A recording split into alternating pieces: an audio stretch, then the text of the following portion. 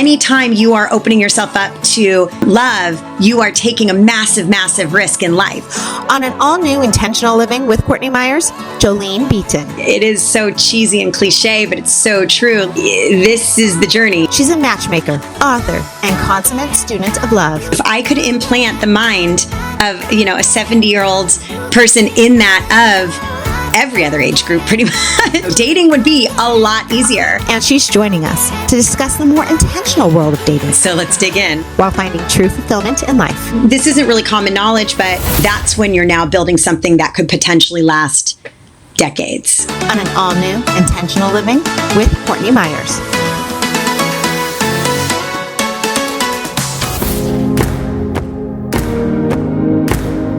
This is Intentional Living with Courtney Myers. Hi, Jolene. Welcome to the show. Welcome to Intentional Living with Courtney Myers. I'm really excited to talk to you today. It's kind of a different topic and a different approach than I usually take on the show, where we're talking about living with intention, trying to find your authentic self, and to be who you truly are. But I think it's one that you can really speak to in your work as a matchmaker or a singles recruiter and an author on coaching people how to date, how to form relationships that are real and authentic and lasting. So thank you so much for joining me today. I'm really excited to jump into this topic with you. Thank you for having me. I am too. And I absolutely love talking about dating. So there isn't a day that I don't want to talk about it. So let's dig in. Let's do it. So I find that, I struggled to find my soulmate, to find my husband for a really long time. I was out there dating, doing everything, all the apps and everything under the sun until we actually met right before I found my husband. And I think what worked for me was that I finally started to own who I was and put out there the true version of me so that I could attract the right kind of relationship into my life. And I feel that that is something that we're missing, or a lot of people are missing when they're in relationships or they find themselves constantly looking for the one. Is that something that you seem to find in your work? I do. And I think it carries over to a lot of areas in our life, right? You can relate it with like dieting, if you're not an expert in that area and it doesn't come naturally, it's really challenging, right? To figure out what is the thing that's going to work for you specifically. Dating is kind of the same thing. Some people, it does just come naturally. Some people have no problem and get into relationships with ease. And others, it does feel like they've tried everything and they don't understand what's not working. And so when people get to the level when they're hiring a matchmaker, they've now put an intention out there that says, I'm going to make this a priority, much like starting a business, much like getting a PhD, much like doing a body transformation. Dating is the same thing. A lot of people leave their love life to chance, but once you get to the level when you're like, you know what, I'm going to figure this out, then I'll start working with someone and saying, okay, who are you, right? What are you looking for? And it is, a lot of people can't answer that, and some can, and it's very specific, but a lot of others, they don't know they don't even know what's unique or special about them inside. So when they're met with someone on a first date, that energy isn't being shifted to that person, and that date can't be drawn to you because you don't even know what your superpower is, right? So that's a lot of the work that I get into, is identifying why someone would be madly in love with you, what your superpower is, and then making sure that that's the person that they're meeting on a first date. That's so cool, because I have talked about this before. When you want to start living intentionally and you want to tap into who you are on an authentic level, I always suggest taking yourself out on a date, taking yourself out on a first date, because getting to know yourself is the key. And that, I think, is one of the missing keys that we have in our life, is we don't know who we are. We take in all this information from outside sources and we form this version of us that maybe isn't truly who we are from within. So we're not putting out that true, authentic vibe or that true, authentic energy. So what would you tell people that are trying to learn how to understand who they are so that they can show up as themselves on a first date or in any sort of relationship, even if it's like a friendship or a job interview? I think there's two things people can do. I think the number one thing is start to identify who you are by personality traits, characteristics. Go ahead and go on, take personality tests, right? Take the Enneagram, take these different, I don't necessarily think you need to go the horoscope route, but you can dive into some of these Myers-Briggs or different things that are going to give you a starting point, and then start to capture the information, what feels right. You know what?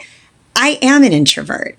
I do need to recharge, right? Or I do have a big personality. I do look at sharing information is really important to me, right? So you're going to take those aspects of, what is relatable when you have the data, and then you're going to start to create a bio, and you're really going to take the time to write down what is a bio. And I'll ask a lot of my clients, why would someone be madly in love with you?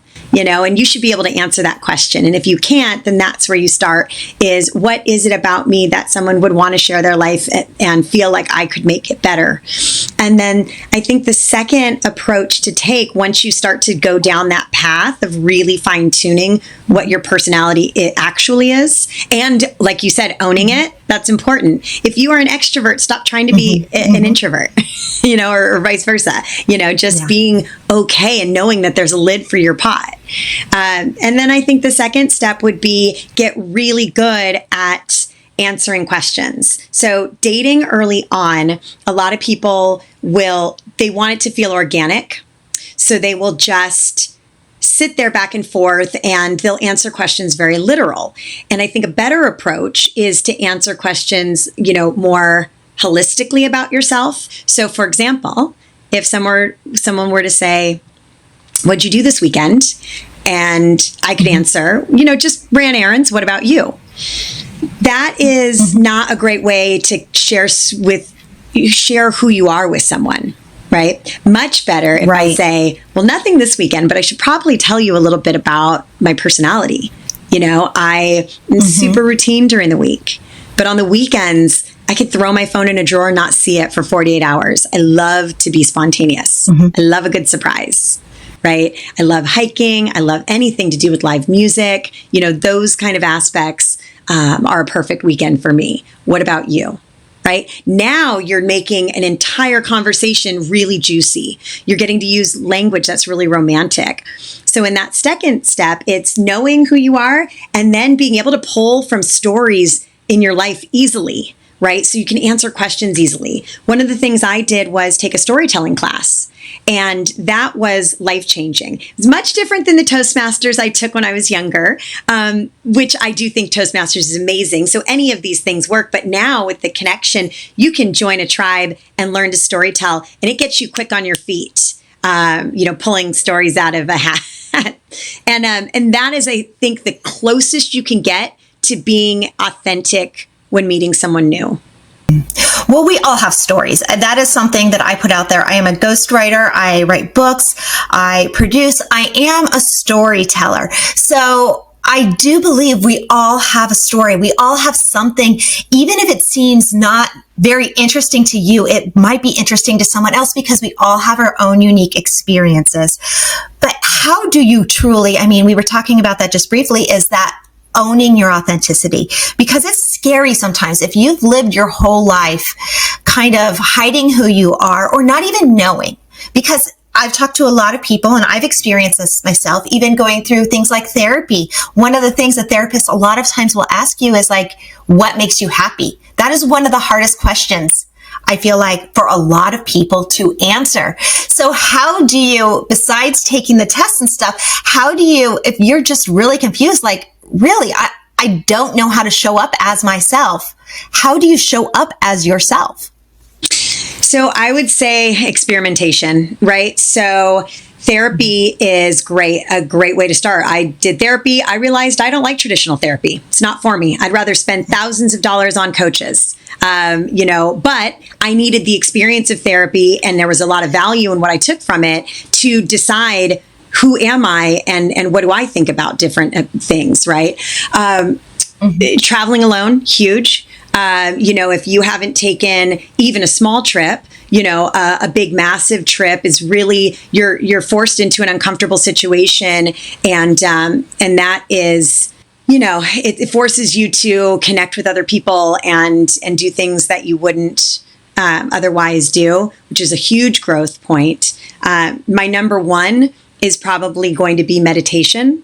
If you haven't been able to sit with yourself in quiet for hours, and I don't just mean like everybody's going a 10-minute meditation. I mean, get into it. The 10-minute meditation is because you've learned to master the long times. So now you know how to get in quickly into a space, right? So I would say when you are starting with meditation, don't start with the quick fix. Go into the long experiment of the uncomfortableness of sitting alone for an hour to 2 hours. Anytime I need some clarity or I need to be more creative, I know that on a Saturday or Sunday, I'm going to go into a deep 4 hour because there's too much chaos in my life and I need to reset myself, right? That is the number one way to have your energy be in check, and anyone you meet at any time is going to feel that you're clear. You're not a mess. You're not jumbled. Your thought, and then the beautiful thing is your thoughts come out clearly, and you can articulate it, and people feel it. Well, there's two things you said there, and I want to talk about them both because they really are big parts of what my work is here, is energy and then pushing yourself out of your comfort zone. So let's start with energy, because that keeps coming up in what you're saying, is this whole concept of putting out the energy, the right kind of energy to engage with someone else. So getting clear, having that clear space, not that chaotic energy about you. You can call it energy, you can call it vibe. You want to show up in any situation when you're trying to build a relationship or show who you truly are with that right energy. Is that something that you find to be the most beneficial? Yeah, I think it's the only thing that matters. I've poured over probably close to 30,000 first date feedback, right? And there's a couple patterns, right? There is a theme where people think they're great conversationalists. The majority are not. And I mean the majority by 90%. And the people that think they're really great conversationalists are just mediocre conversationalists. So that has stuck out as a huge theme. People are not using this verbal communication that we are gifted. And they're not using the art of language, and they're not using storytelling. And so I feel like that is a huge part of, this energy. They want it to click, but they don't know how to find commonality. And so what they do is they just go, "Oh, do you like to ski? Oh, I don't. I know you want to golf every weekend. I don't want to golf. Oh, his family lives, all spread out over the country. Family's so important to me. I want someone whose family is in town, right?" And so they're making these decisions based on poorly gathered data when they meet someone. So I think that, energy is huge, and you can rely on it on a first date if you have your energy all clear. And I think that's the biggest problem, is that, people can't sit still with themselves. They don't know who they are. They don't know how to answer questions in a realistic way. Even the hard ones, I think people hide behind this, like, I wear my heart on my sleeve, or I'm an open book. I love that one. I'm open book. I'll tell you anything. And it's like, I just, when you're on a first date, you're like, "Oh, so you were divorced." I'm not asking because I want you to tell me everything. I'm asking because it's a question that is going to lead us down some path, right? It doesn't necessarily, one, I'll say I think it's a terrible question to ask, but it does get asked. So I will say that, I want someone to lead us down this path of, what do you want to create now? Where are you now and what do you want to create now? I don't necessarily want you to tell me every horrible thing that's ever happened to you in your relationships, right? Well, and it sounds like, you have to set the intention to come into a date with what you're looking for and how to really approach it in the right way. But going back to the whole pushing out of your comfort zone is, I've heard this term, and it actually came from Amy Porterfield, and it came from her husband's ex-wife, who is also a matchmaker in San Diego. And it was this idea of DSD, do something different. There's something about trying to push yourself past your comfort zone to learn about who you are and to really open up your horizons. Is that something that you find that really helps you? I mean, you were talking about it, pushing yourself to go on a solo vacation and things like that to really learn about yourself. Is that, we get so stuck in this rut and this routine. Do you see that as a helpful way to truly unlock who you are? Yeah, it's interesting because for a lot of people, dating is pushing themselves out of their comfort zone. Signing up for a dating app, doing that, just taking that first step is the thing that is putting them already wildly out of their comfort zone. They don't want to do it. They don't want to go on a date and be judged and have to invest the energy. Not everybody is, social, to that extent. And so there is a lot of people that it's painful, having to put themselves out there, but they do it because they're like, I want to. So that's huge. And I want to acknowledge that just putting yourself out there is doing something different, is taking a risk. Anytime you are opening yourself up to love, you are taking a massive, massive risk in life, right? So I don't want to downplay that. I do think, solo travel, trips like that, going to spirituality, taking that route is going to give you another layer of yourself. Going to therapy is going to give you another layer of yourself, right? Just experimenting on all these different things, right? I don't necessarily know much about overcoming fear. That wouldn't be my route, but I have listened to a lot of coaches that say, to face your fears and overcome them. And so that might be something that someone says, you know what? I am deathly afraid of snakes. I am going to overcome my fear this year. And I think that would make a big difference. I also think with getting out of your comfort zone, not just a solo mission, but in the dating world, I would love people to take dating to another level. Right now, we have a lot of people that go on dinner date after dinner date. And then they say until someone says, hey, do you want to come over to my house and I'll cook you dinner? And then they move from dinner date to the home dates, and then they're in a relationship and it feels very routine and it feels very good, but they skip the dating part. So what if you turned your dates into a lot of these uncomfortable situations together? For example, if two people have never been on a hot air balloon, making that your third date or second date and saying, hey, why don't we go do something totally different? I'm burned out. I've been to every restaurant. I have been on every hiking trail. I've taken all the walks and been to all the coffee shops. Let's go do something we both have never experienced before. Another one would be serving others together, deciding like, hey, do you want, someone says, do you want to go on a date on Sunday? And I go, yeah, how about we go do a beach cleanup? And then, I'll take you to my favorite lunch spot after. Right. So serving others is one of the highest levels of intimacy. Right. And then, I follow a coach who talks about these levels, and he's brilliant. And he says the entertainment is the basic one, so we're all just watching Netflix together and we're not having new experiences and we're not, serving others together and we're not building anything together.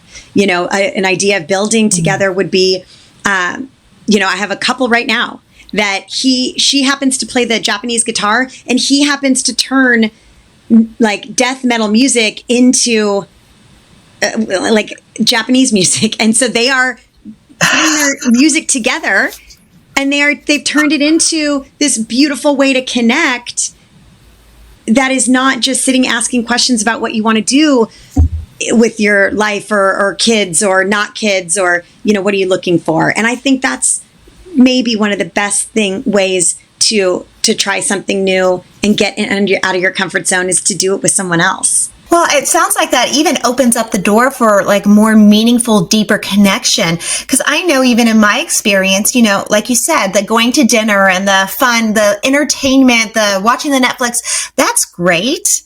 But I know me. And for me, I like a deep conversation. I like to really get juicy. I don't want to talk about the weather. I don't want to talk about the newest restaurant that came out. I don't want to talk about the newest movie. I want to have a real live conversation, even if we don't agree on everything. So I think if you're exploring these other things like you're talking about, which service, you keep bringing this back to, even in dating and relationships, this whole idea of spirituality. How does spirituality play a part in relationships? Because you've said this now a couple times, especially with serving others or meditating to get to know yourself. It feels like that's a big part of dating in your world. It has turned out that way. And, mainly because people would come to me wondering what wasn't working so often, and the conversations were becoming so surface, who pays for dinner and what do I tech, who sets up the date, and I want to be pursued. And so it started to become very superficial for me. And so I needed more as a coach. And so I started diving into things like human performance, things like flow state, things like, spirituality, deepen, so that I could understand how the best of the best in every aspect of life, top athletes, top business people, how were they doing life and how were they doing relationships? And so once I started to level up my experiences, and I started coaching differently. And so now I do talk more about energy and spirituality and figuring out who you are and what that journey looks like, so that the only person that's going to show up when you meet someone new is exactly who you are. And you will be able to walk away from the other person because they'll look chaotic to you. It won't be a turn on. You won't be attracted to someone when you have leveled up. Very, very true. I mean, I even know when I met my husband, we had both separately set the intention and energetically put it out there that we were ready. It was time for us to meet our person. And it was like a shift we both made. And it was nothing short of a spiritual shift. We obviously didn't know each other. We weren't friends before or anything like that. We met on Bumble. It was definitely an energy shift in ourselves. And then when we came together, it was instant. That energy matched. You had that connection, that vibrational pull to one another.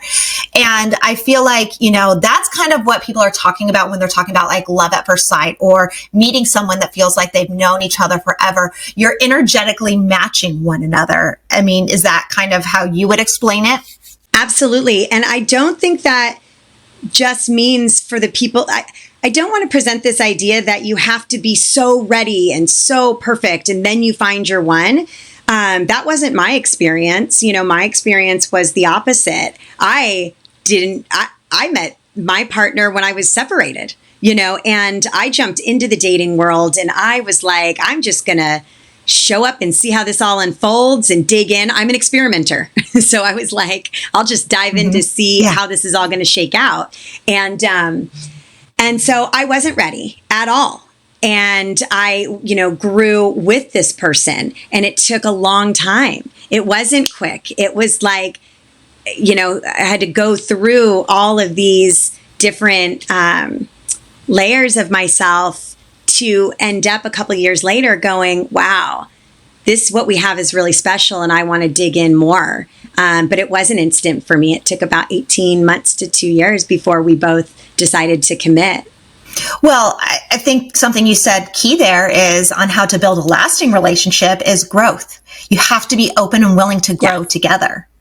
And, if you're not, then you're going to grow in different parts, or you're going to go in different ways. The fun wears off. And it's not to say, even with my husband and I, it's not like we hadn't been trying. We got married at 37 or 38 years old. We were older. We'd dated a lot prior to that. We'd had a lot of life experience, which personally, I think is good, because as you get older, you get more comfortable with yourself. You get to know yourself more, and you get more comfortable putting out who you are. So sometimes I think that is a good thing. But if you are meeting someone younger or building any sort of relationship at any point in your time, I think you have to be willing to grow together. That is a huge thing. And I think that's why probably there's a lot of breakup in relationships that don't work, that you would probably coach people through. Well, yeah. And to your point, setting an intention together and staying on the same page, checking in every few months. Hey, does this still feel worthwhile? Are you still excited about, this relationship that we're building? Is there, and then, hey, I'm not excited anymore. And this is, I think, what's missing. Do you want to come with me on that? So a lot of talks about that. And you're right. The older, the better. I think dating gets better with age. The 60 plus community that I work with, and 70 is even better. All they do is show up as themselves. And guess what? It's light and it's fun and it's connecting, and they like people, and they're not rude on dates, and they're not like, it has to happen today. They're like, sure, let's go to lunch. Yeah. Let's go see some music. Let's go to the museum. It's just it's different. So if I could implant the mind of, a 70-year-old person in that of every other age group, pretty much, under 60, dating would be a lot easier. So I think what we can learn from that is you can shortcut it, right? You can shortcut the knowing who you are.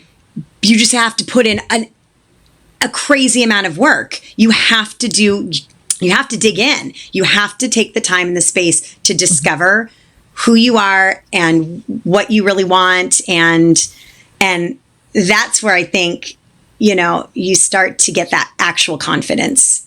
So how do we adopt that mindset? You talked about it previously, this whole kind of mindset that you want to take into dating. How do you help shift your mindset into that, like the golden years? I mean, I think it's coming out pretty soon, the Golden Bachelor or Bachelorette or something. They're doing like an older version of it. Like, how would you help people? How would you coach someone to shift their mindset to one of showing up as yourself, or help pushing past whatever it is that's holding you back from building true relationships? I would say, okay, first, I just have to comment. I am so excited about the Golden Bachelor. I think, kudos to, I think it's ABC. Thank goodness that they are bringing this. And we have a running joke in our matchmaking strand. I work with a bunch of matchmakers, and everybody posted that it was coming out to take a look at this guy. And then one of the ladies said, let's just pray to God that all the women are over 50, right? And we laughed and laughed. But then I took a look at this guy, and I'm like, oh, this guy's great. He's going to date someone age appropriate. He's going to find a great love. It's going to be amazing. I can't wait. So honestly, Courtney, all the things we talked about, right? There isn't like a magic formula. You have to sit down, take some time, find out what you're not good at, and then go learn that.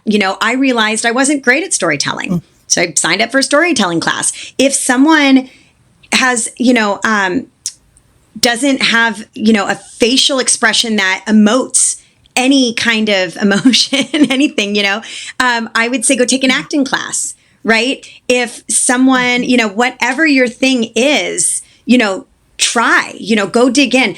Like you were talking about, where you said you love those juicy conversations, right? I love those. And I think a really cool way to get into those and make sure those are authentic, right? Because those usually go into the deeper parts of our sharing and our souls.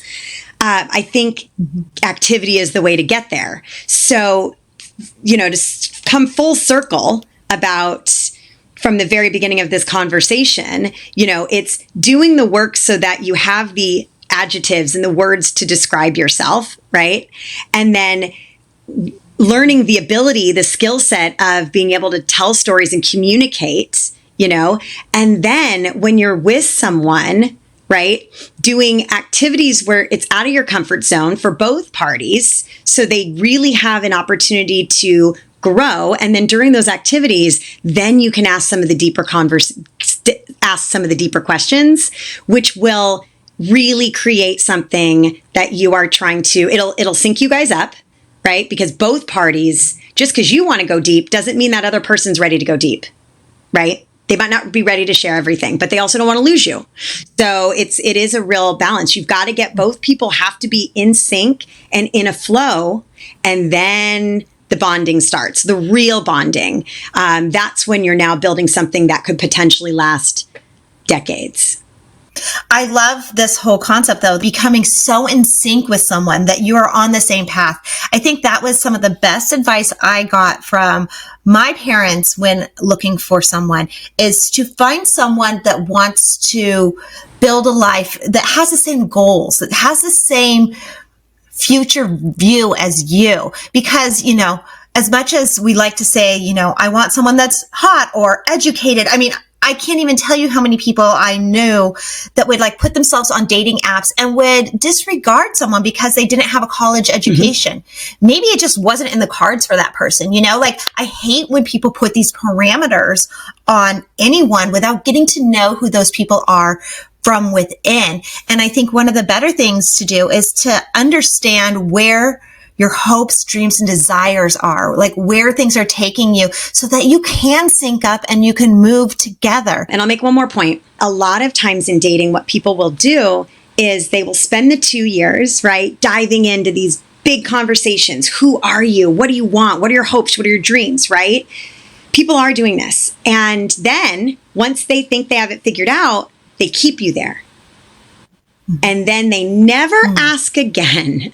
They don't ask, who are you now, Jolene? Who are you now, Courtney? Now it's been 5 years and we've been together. What's changed for you, right?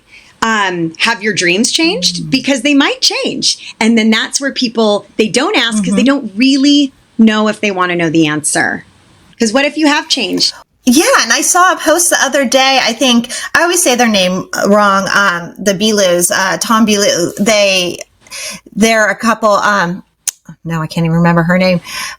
But when they first met, you know, she told him she wanted 4 kids and wanted to be a stay-at-home mom and all this stuff. And then I think like 7 years later or 5 years later, she turned to him and said, I don't want to be a stay-at-home wife. I don't enjoy this. And I don't want any kids. Like she changed and they were okay with that and they moved forward with it. And so I think they call it the 7-year itch for a reason. I mean, I think, aren't we changing every 7 years? Like we are completely like a new person. Yeah. And I think I do think it gets a little different, maybe even more, because maybe it's not just 7 years. I know psychologically speaking, there's, a theory that says, there's development in 7-year stages, but it's also like, your father dies, someone gets sick, you lose your child, right? Those really big things can shake a person's to their core. Am I living the way I want to live? Or have I been fooling myself, right? And so, that is, I think, getting in changing your mindset earlier on in the very beginning of dating, that I don't know who this person is. And I will never know who they are, and because I think we typically go in like, I have to know everything so that I feel safe that you're never going to leave and you're never going to change because that's who you said you'd be, right? So if we just cut that out completely and start going in, I don't know who you are, but I like it and I can't wait to see more. And then, wow. And then you get to go, well, who are you now? And you get to see them change, because once we decide that we know who someone is, we've stopped their evolving, and that is not fair. And they feel it energetically, right? So it's a great mindset for dating early on too, because you're going to constantly ask questions and make it a part of the way you now date, the way you build relationships. It's a part of discovery, not elimination. Well, you see that also in any sort of relationship you have. You look at relationships that you had, or take a friendship, maybe a friendship you had as a child or in high school, and now you're 20 years down the line and that relationship changes. So, but a lot of the times we hold the version of that person that we were so close to in high school, our best friend in high school, we still want them to be that person 20 years down the road when they've changed. So if you can't grow and you can't allow someone to evolve, that friendship only becomes surface level. It doesn't become that authentic relationship because you change. I mean, 20 years is a long time. So you see it even in families and family relationships. We hold a vision of someone. We have this picture of who someone is from their childhood. And I've talked about this before. I mean, my husband's family, that his extended family, he doesn't see very often. Even when he talks to them or sees them at this point, they're still kind of like, oh, you don't like to share, do you? You know, he's like, I was 8. I didn't like to share when I was 8. You know, I'm 41. You know, I've changed. But we're holding that vision of him.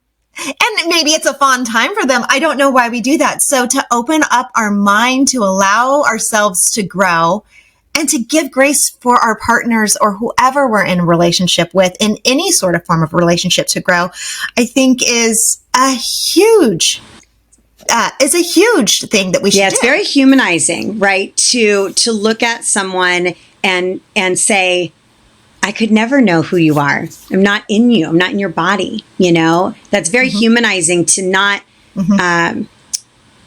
speak for them, live into them, decide for them. You know, so that's, I think, a huge thing in dating. Again, that's going to be another level though, right? If you're still at the point where you overdrink on a first date, or you need even alcohol to get through a first date, or if all you talk about is work, or or if you can't speak, right? You need to start. There's no shame around that. I would say 50% of the population is there.